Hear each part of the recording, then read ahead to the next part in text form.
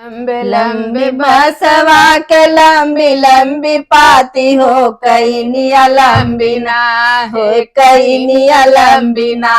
काना बसिया बजावे हो कैनिया लंबी ना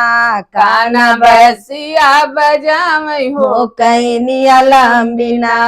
सबके दुआर काना ठन ठन गनिया की काली द्वार ना है की काली द्वार ना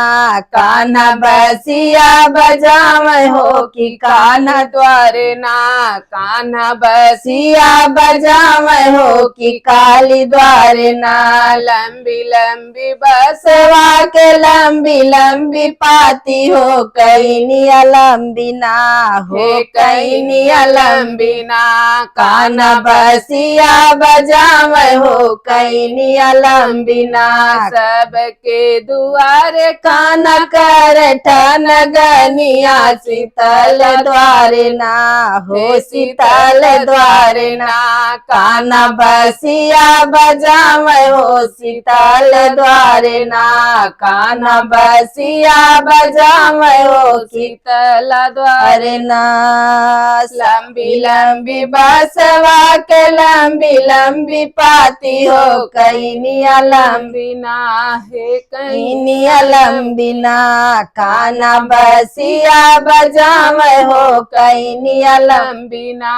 काना बसिया बजावे हो कैनिया लंबी ना सबके दुआर काना कर ठन गनिया की दुर्गा द्वार ना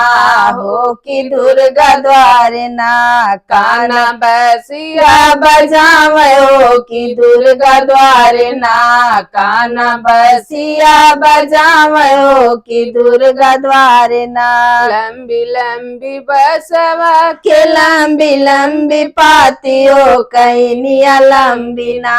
हो कैनिया लंबी ना काना बसिया बजावे हो कैनिया लंबी ना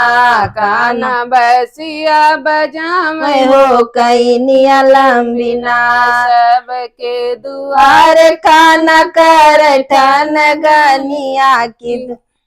सबके दुआर काना कर ठन गनिया की देवी द्वार ना